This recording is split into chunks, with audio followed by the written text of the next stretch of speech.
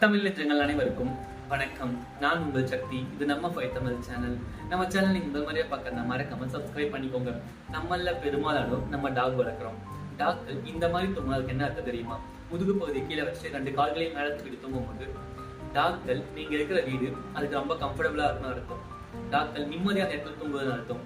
பெரும்பாலான சமயத்துல இந்த மாதிரி தூங்கும்போது டாக்கள் தன்னோட உடல் சூட்டை தணிக்கும் இப்படி தூங்கும். ஏன்னா டாகோட வயிற்று பகுதியில் மென்மையான உருவங்கள் தான் இருக்கும்.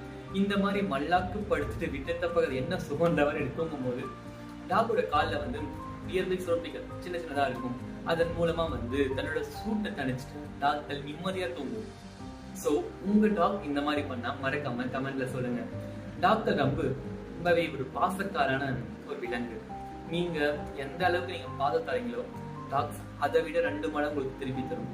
ஸோ அது ஒரு பெரிய ட்ரெஸ். தேங்க்யூ.